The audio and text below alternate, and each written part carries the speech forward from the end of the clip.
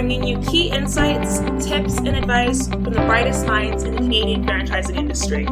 This is the Franchise Canada Chats podcast.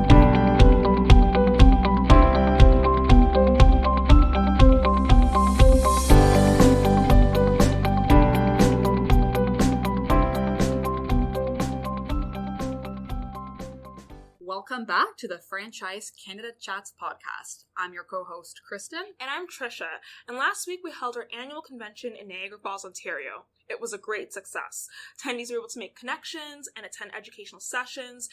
We also announced the award winners of the CFA National Convention. Driverseat won big. They took home the grand prize in the non-traditional category. Driverseat is a personal transportation company that provides vehicle and chauffeur services across Canada and the U.S. Some of the services that they provide include assisted transportation, airport chauffeurs, designated drivers, and so much more. And in today's podcast, we spoke with co-founder and CEO of Driverseat, Brian Bazely. And with him, we discussed why Driverseat uses a royalty payment model for their franchisees, how the company sets itself apart with so many other mobile driving apps on the market, their franchisee recruitment process, and a whole lot more. So, without further ado, here's Brian Bazely from Driverseat. So, can you tell us a little bit about Driverseat? Sure. Yeah. Driverseat's a chauffeur and a shuttle franchise business. So the two unique services that we offer, the chauffeur service is having coachmen, which is what we call the drivers that work for the franchisees. Coachmen drive customers' cars for them. So they might do that when the customer's impaired, or perhaps they want to go to the airport in the comfort of their own car, or if they don't like driving on the highway. But it's a unique service that allows the franchisee to provide coaching to customers who want to be chauffeured. The second service is the Driverseat shuttle service, and shuttle services are having a coachman drive a wrapped mid-sized van, so Driverseat van, which are primarily used for larger contracts, so driving employees to work, or working for the municipal government, or other large contracts. But we also do some consumer work in there as well, so could be delivering people to a wedding, or perhaps stay-at-homes, or taking people to the airport. And when was Driverseat created?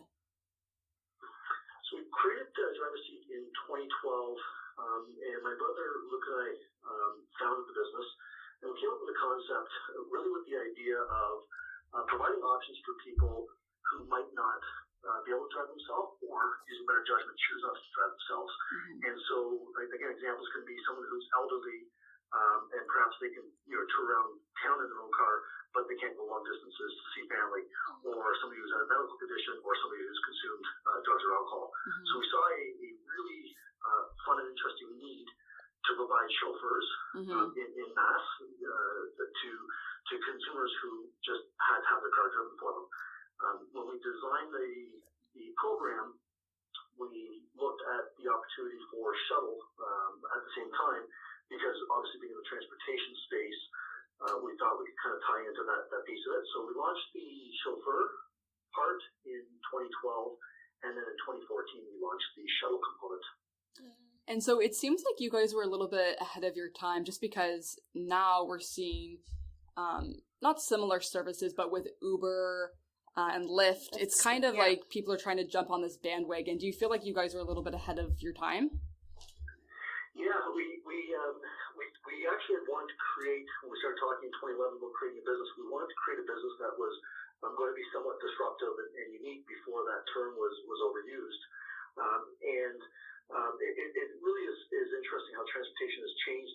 We're of course playing a large role in that as our franchisees, but the rideshare onslaught, which has really helped change people's minds and thoughts around how to move around a little bit, has now been complemented with LRTs and new versions of transportation nodes, and of course a lot of this is all being enabled through smartphones, which has really changed that dynamic as well. So yeah, we were perhaps a little bit ahead of that curve, but I think the uniqueness of the business model itself, tied to the use of the mobile app, and then of course complemented with the fact that it's a franchise, makes it a really powerful combination. So how did you get this started? So I know you said you partnered with your brother, but can you walk us through the process? The process was a little bit different from how you'd imagine starting a business. My brother and I had decided we wanted to work together, and we weren't really kind of predetermined, didn't have a predetermined notion as to which industry or which type of business it might be. But we really wanted something that we could franchise because I've got a lot of experience in franchising, and I really like the franchise model. We like working with like-minded entrepreneurs, and so neither of us had worked in transportation, but instead of creating a business model, we created a governance model around what would make us happy and what do we really want to do for the communities in which we do business in, and what type of thing might be fun, enjoyable, different, a little bit disruptive, and was generally very scalable both for the franchisee and for the franchisor. And that notion, that discussion then took place over the course of a year as we investigated different business models and different ideas. And then this one surfaced as we saw people struggling to find ways to get their vehicle home from a restaurant after they had wine, or somebody who might be aging, for instance, who might have to give up their independence because they couldn't drive anymore. And so that sparked the idea of transportation, which then sparked Driverseat. And correct me if I'm wrong, but were you also working in franchising before Driverseat? Yeah, correct. Yeah, I spent a number of years working with Anytime Fitness, and when I joined Anytime Fitness, they were a Midwestern U.S. Brand, only in the U.S., and so I started to develop Canada and worked with them on the franchising side of it, but I also opened a chain of Anytime Fitness clubs at the same time. So I was a franchisee and I was a franchisor. So I've got some experience on both ends of that spectrum, which has proved to be invaluable. Mm-hmm. And did you end up selling your Anytime Fitness franchises? I did not sell them. I'm not active, so I'm a passive investor in them now. Okay. But we have a president of that company that now runs that business. Okay. So what kind of challenges did you face early on? I guess starting a business that's, was kind of new at the time in 2012. What kind of challenges did you face? I think, when you think about the concept of developing a franchise model and growing that piece of it, if you exist in the QSR restaurant type of space, it's pretty easy for people to understand and envision what that might be like. And of course, we developed something that just didn't exist before. So the part of our success, but also part of the challenge around it was we had to be very clear and clean with people as to exactly what the business model was, and how they could monetize that as a franchise owner. And so, when you start talking with franchisees about that side of it, it takes some time to create the very succinct pitch that ties to what is a chauffeur service and how does it differ from in those days a taxi cab or in today's days an Uber. And so the better that we got at explaining that piece of it, the faster we could engage people with it. And it's so interesting because there's such a significant amount of potential for a franchisee in our system.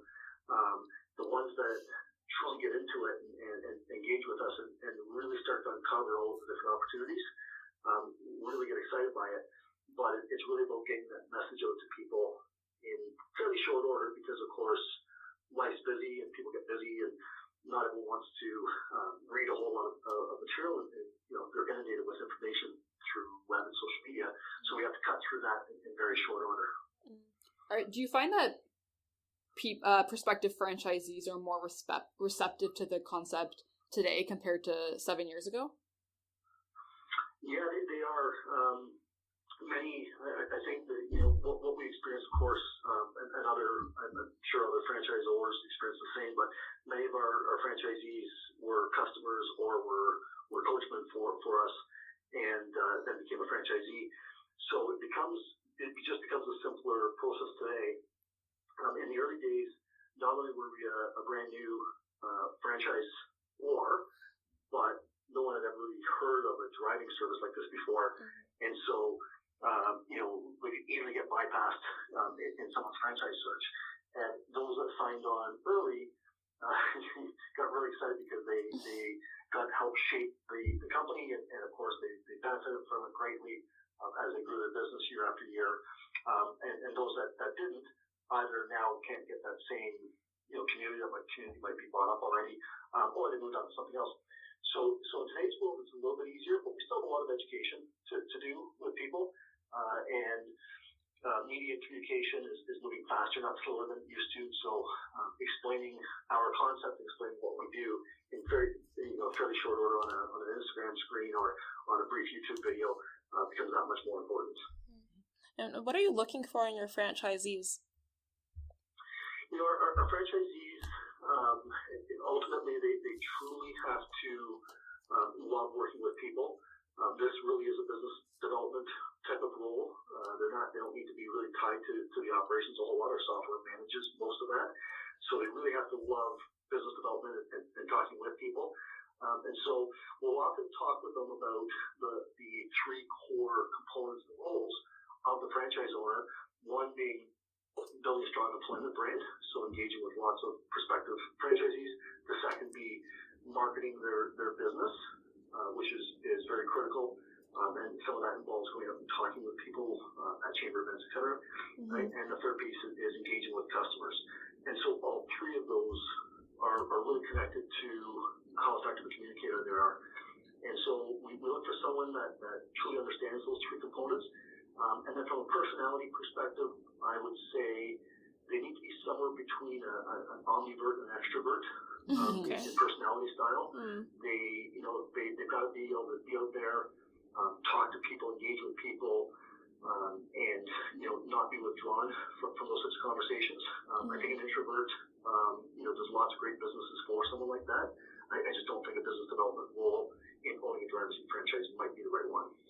And are your franchisees more on the younger side, or do you find that you have all types of generations coming to your business? It's really interesting. We have a requirement that our drivers, the coachmen, are 25 and up, and that's because of the way insurance works.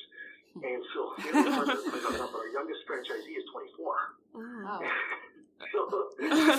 So he's definitely the youngest of anybody in his entire group. But our oldest franchisee is 78. Wow. And so, it's really a terrific range in there. And I think it's because you don't really have to have transportation experience. You don't have to have a significant amount of business experience, because I think we're good at teaching that side of it. Mm-hmm. You just have to be somebody that's really passionate about growing your business, communicating with people, building a strong employment brand. And of course, as a result, it comes in kind of all different weights and sizes. Mm. And so what kind of support do you offer your franchisees? You have such a range, 25 to 78, you said? We start with a very extensive onboarding program, so new franchisee training and onboarding program. That starts with 3 weeks of training that they start doing in their home, from their home office. Mm-hmm. So we send them electronic files, and they start to prepare for new franchisee training through electronic means. And then on the 4th week, they come in for 1 week of in-classroom training with us. And Luke, who's my brother, my partner, Luke and I personally do about 90% of that training. So we're very committed to that side of it. Mm-hmm. And it's a workshop-based training. We pre-set up all of their marketing tools, social media, etc. And we pre-set up all of their electronic storage means and the software and all of these things. And we literally spend a week with them, teaching them exactly what they need to do day in, day out. But it's all done through workshops, so it's a very kind of interactive and active week. During that same week, they have 10 hours of homework, which is electronically tracked through Driverseat University. Following new franchisee training, they have about 5 weeks of post-work to do back at their home office, and then they're able to launch. Okay, so that's the initial kickoff, which of course is extensive and really, really powerful. Then we do live coaching. So live coaching, we have access to all of their information, whether it's marketing, social media, sales, customer accounts, even driving habits of the coachmen. And so live coaching happens when either we see something where we think there's an opportunity for them to have a better business, or where they see something that might be a gap in their own business model, and they have direct access into a support team through a communication app here at the office, and they simply just message, and whoever's the first one to pick up that message will contact them and help them with that. And in addition to that, we do regular webinars on updates and retraining. We have Driverseat University, which is an electronic e-learning module, and annually we do a 4-day conference, which is very content intensive, very content rich. And that's a mandatory conference for all franchise owners, but all of their anybody from their team is welcome to come to that. And so often they'll bring supervisors who might supervise some of the drivers, or a spouse who might work part-time in the business with them, or a general manager or marketing manager they might have working for them. So they'll often bring a fair-sized crew to that. Yeah, I was interviewing one of your franchisees, Spencer, and he was telling me about your conference, and he said it was amazing. He's like, if you go to those conferences, it's like game changing. Yeah, game changing. Like he was like really selling it, and I was like, wow, maybe I should. I was like, so it's just going to become the next franchisee. That feedback, it's very interesting because so we do have mandatory play in our business, and we make sure that we're having fun and not taking ourselves too seriously. Because of course the job of getting impaired drivers off the road is serious, so we try and balance that piece of it. But the conference, we put a lot of effort into it, but it's a very well designed piece that creates a collaborative environment for the franchisees, and they do leave motivated, they do leave passionate about it, they do leave with lots of good laughs, and I encourage you to check out our YouTube page next week, because we'll be releasing 2 new videos to the franchisees, and they're a little bit off the wall, so watching those. No, you mentioned that one of the reasons I guess you started was to chauffeur people who may be under the influence. I'm just wondering, have you guys ever partnered with MAD or any organization that maybe tries to prevent drinking and driving? Mm-hmm. Yeah, at the local levels, the Driverseat franchisees work with lots of organizations, and MAD can definitely be one of them. We've talked with MAD. It can be very costly to be a national sponsor with them. So we've chosen they're a great organization. We've chosen not to spend the money on that side of it, but we do support them in all that they do. And there's a number of, and there's an Ontario branch of it's Students Against Drunk Driving. There's a number of other provincial branches that are out there. So there's a lot of support and a lot of collaboration that goes along with the type of work we do, and that actually includes the police departments as well. So we're quite well connected for our franchisees with their local police department, and supporting the message of not drinking and driving, and of course being out there to provide service if a police officer were to want someone not to be driving if they consume some alcohol. Driverseat is just a quick tap away for that officer to get a team of drivers down there to get that car home. So is the drunk driving piece like, so what I'm basically trying to get to is that there's some provinces that have higher drunk driving rates than others. Like I know Saskatchewan, I think, has like the highest in Canada, I believe. Yes. So it does, okay, yeah. So do you focus your efforts, like would you pass up one franchisee for another, I guess? I don't know how the process works exactly, for like to focus on one area. Like do you have more franchisees in like Saskatchewan versus other places? Great question. We're really more focused on the people side of it, so it's really about the right franchisee who can grow their community versus a market that might be slightly larger in one area versus another based on the one stat. And so our goal is always to develop, lead, and help grow the business for great franchisees. And it's really interesting because in some markets they do a significant amount of airport chauffeur. And so airport chauffeur, they've got a coachman driving a customer's car for them to the airport, drops them at the terminal door, and then puts the car back in the driveway. And it's such a great way to get to the airport or be picked up from the airport. So in communities that are within kind of a couple hours drive of one of the major airports, they do a significant amount of airport chauffeur work. In some of the communities, that's just not as big a part of the business or the market. In other parts, there's perhaps an aging population, so they do more in this assisted transport, helping the elderly in the vulnerable sector. And so there's really lots of different areas to tap into.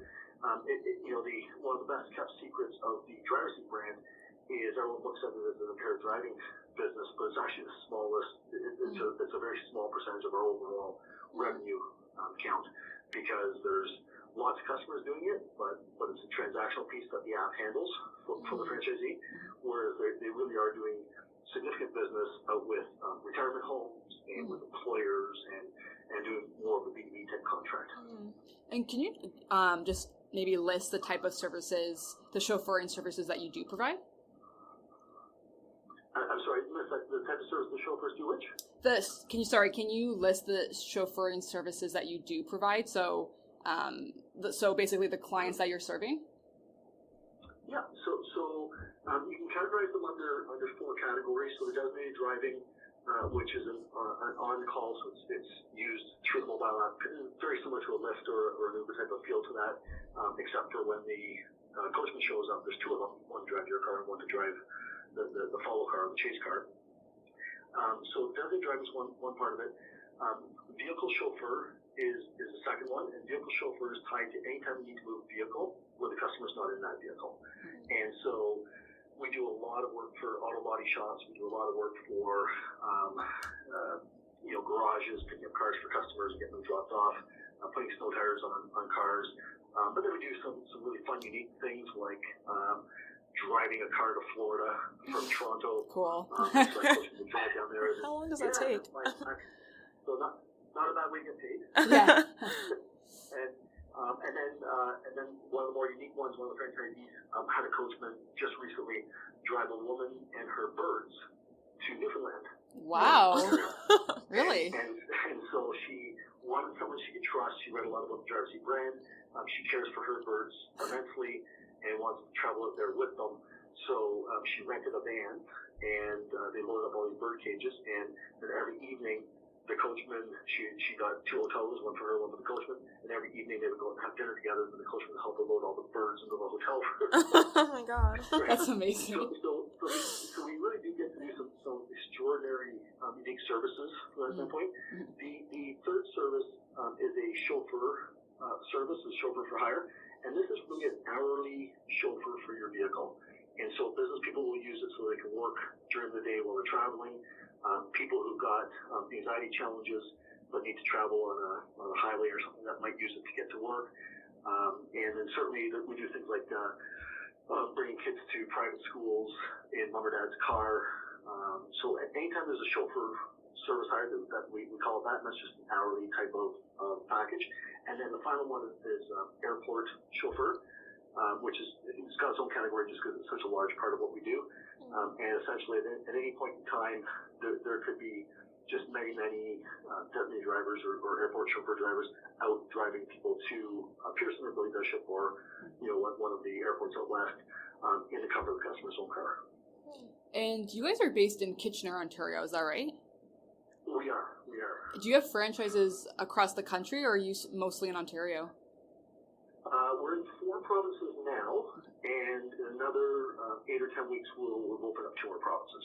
Great. So not quite across Canada, but we're getting there. Awesome. Okay. And so just going back to your franchisees a bit, I know you have a different royalty system set up for your franchisees. Can you tell us a little bit about that? Yeah, well, of course, almost every franchise system operates off of a percentage royalty. We chose to go a different route. We operate off a flat fee royalty, and so as an example, the current flat fee is $419 per month, and it's just a flat rate. And we designed it that way for a number of reasons. The primary one was, we really love building strong relationships with our franchisees, and a natural friction point can exist in franchising, and it is natural because it's tied to money, but it always exists around a percentage royalty. So inevitably you'll end up with some franchisees who might not want to pay a percentage royalty on something, so they might try and hide a sale. And then, of course, the franchisor needs to fund their business through collecting royalties, so then they have to audit to find the money. And so there's a lot of energy spent, and it's not positive energy either, but there's a lot of energy spent in franchise systems just keeping those numbers true and up to date. And of course, then the franchisor is making decisions based on bad data, bad sales data. And so we decided to go with a flat rate system, and it's unique, of course, in that the franchisee gets to tremendously benefit from growing their sales, and they don't have to give up a percentage of it at all. But really, what it does is two things. One is, again, we don't have to spend time auditing or spending time on negative energy. But the second piece is when we are working with a franchisee to help land a larger contract or a larger sale. We will coach them through that. We talked a little bit earlier about our training and coaching model, but we'll coach them through that and really work with them to help them provide the best quote and the best analytics possible for the customer. And when we're doing that and we're really pushing the franchisee to make sure that this is the best of the best they can possibly deliver, there's never really a preconceived notion on their part that we're doing that for self-serving purposes. They know that we're doing it because we have their best interest at heart. And so it really does change that dynamic between the franchisor and the franchisee. And from our perspective, franchisees making a lot of money is a really good thing because they do two things. They open up additional territories, and or they will talk to prospective franchisees, talk about what a great business it is, and talk about their revenue, and get people excited by it. So, we really we love to see them succeed in that side of it, and we're happy to give up that percentage of the royalty just by sticking with the flat rate. And it really allows us to be super efficient in what we do because at the end of the day, we just focus on franchise development growth and top line growth for the franchisees. And you mentioned that you obviously want to see that your franchisees succeed, but I think with any business there are some challenges.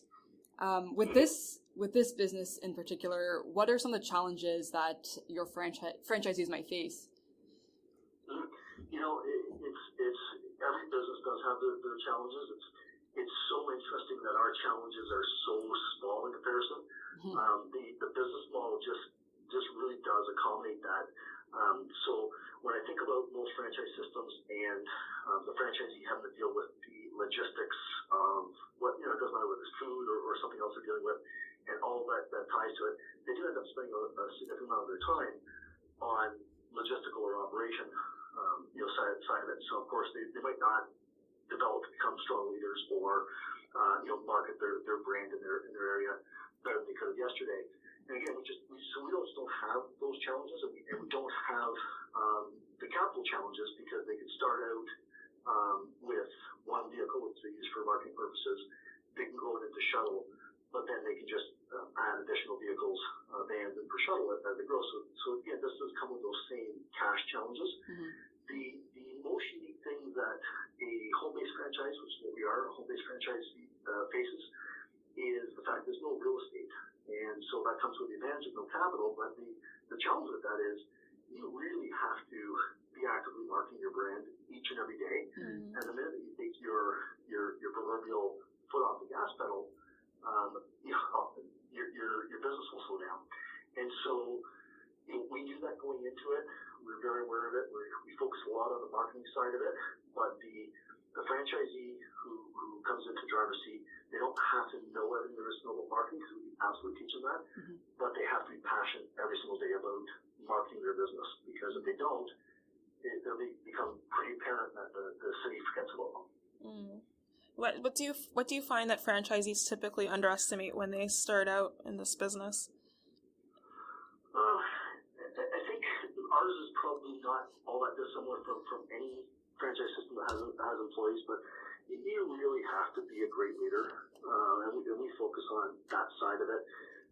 At the end of the day, we are nothing without our corporate office team, and we're certainly nothing without our franchisees, and so leading them every day, getting up and being passionate about leading them every day is what I do. And they have to really do the same thing. You have to be a strong leader and demonstrate strong leadership skills. And I think, by and large, in franchising, there might be a little bit of a misconception with a franchisee that says, well, I'm going to get a recipe, and every day I'll kind of have this recipe of things that I need to do, and if I do that, I'm successful. Well, that can work at times, right? But the ones that are really successful is because they're able to demonstrate great leadership and get their team engaged to be extraordinary.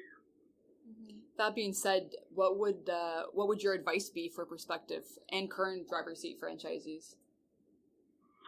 Yeah, I would say be very, very passionate in all that you do. This is not really about working hard. This is about being passionate about every customer that you come in contact with, being passionate about your coachman and about your brand. And if you can demonstrate pure passion for the customer, passion for getting them home safely, passion for your coachman, passion for ensuring your coachman are making great money, the rest will come very, very easy. So, we would always say that if somebody lacks passion or lacks the desire to create a very strong business for them and their family, then we wouldn't be the place for them. There might be another franchise for them, but for someone that comes in with real passion and real desire to create an incredible, work-home life for themselves, this is a great brand for that. So I would say that a little bit of self-evaluation is probably necessary, and understanding why that plays such an important role in business, and in particular in the Driverseat business. And so what's next for you in your business? Well, we've had a really, really interesting past 13 months. We spent the better part of 2018 focusing on top-line growth for all of our franchisees and our corporate site in order to push the limits, and we broke a number of very significant records that we had internally. And so with that foundation laid, and with all of the strength behind us on that side of it, 2019 is really all about franchise development and growth. So our technology platforms are extremely strong. Our revenue line is extremely strong. So everything that we're doing now is to open up additional markets. This includes the U.S., where we're really close to landing our first 3 franchise locations. So we've issued the FDD. We're registered in the U.S. And we're actively talking to a number of interested parties. So we're anxious to get the U.S. open. We are also talking to prospective master franchisors in Australia and New Zealand. And so our goal is to continue to develop Canada and to develop our existing franchisees, but now to give them the competitive edge by having us open in multiple countries, which will of course provide lots of support both online and just in brand awareness overall. So we've got some big plans ahead. We will more than double in size this year, and we think next year we have the potential to at least double again, if not just a little bit more than that. Sorry, do you have master franchisors in as well, right? Currently, you're gonna no, okay. So this is new. No, we made the conscious decision in Canada and the U.S. to go with the franchise direct route in both of these markets, because we can manage the sales process and technology and vehicle procurement and all that type of thing quite easily from our main office here. In all of the other countries, we will partner up with somebody to do a master franchise or system. Got it. And the revenue numbers. Awesome. And are you ready to play some franchise fun? So this is where we'll throw sentence starters at your way, and if you could just fill in the blanks, and that'll be franchise fun. Sounds great. Awesome. All right. The most interesting thing I've done recently is? The most interesting thing I've done recently is I went hiking in Iceland. Cool. Whoa, that's really cool. Yes, I've got a personal passion for travel, so that was a particularly fun one. Cool. Where's the best place you've ever been? Best place I've ever been, besides the Driverseat office, I would say Alaska. Cool. Really odd because I've traveled in 54 countries, and I love the experience of travel. But Alaska's quite magical, and I love mountain climbing. So my wife and I climbed a mountain in Alaska, and then hiked on glaciers for a couple of weeks. Wow, very cool. Okay. Yeah. I think that was like the best That's response the we've best got so far. And its best form work is? Its best form work is not work. Work should never be started or stopped. Work should never be considered work. It should be considered part of life. And we should always have balance in what we do. And some of that includes sleep, and some of that includes a healthy lifestyle, staying active, and keeping your body in good shape. That's very critical, both for the body and mind. Some of it includes pure entertainment. Definitely includes a lot of time with family, and it includes what some people view as work. But I think like a lot of entrepreneurs, our work days just blend. There's no such thing as a start or stop time, and I can't tell you how many hours I work in a week, because every single day is just an experience, and we experience time with people at the corporate office and with our franchisees, and I experience time with my wife and with my children, and it's all just experiences. So, work is just not work. A good franchisee? A good franchisee loves themselves, they love their family, they love their customers, and they love the challenge of building business. A good franchisor? A good franchisor truly partners with the franchisee and is absolutely obsessed with the top line revenue growth for that franchise unit. The most important thing in life is? Family. Or none. If I could meet anyone, it could be fictional, it could be dead alive. If I could meet anyone, well, this is a good one. I would probably say Lee Iacocca. Oh, cool. I think before there was a lot written on business leadership, and before there was a better understanding of how strong leadership could really play a role in the development of a company, Lee Iacocca did some pretty amazing things. I think that he was a man ahead of his time, and he's been highly rated, but I also think he's underrated. Canadian franchising is? Canadian franchising is? Yes. Canadian franchising. Oh, Canadian franchising. Oh, sorry. Canadian franchising is brilliant. It is the single best way to engage in business and business growth.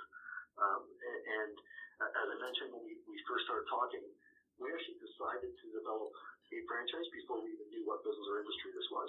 So I can't say enough about the franchise, the franchise model, and franchising just as an industry or a standalone industry. It's really, really, really outstanding.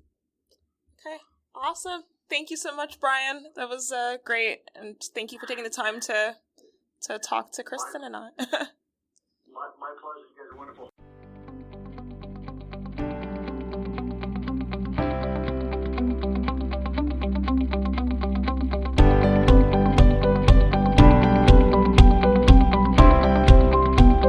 Thank you for listening. Don't forget to subscribe to the Franchise Canada Chats podcast wherever you listen to podcasts. For more, head to franchisecanada.online.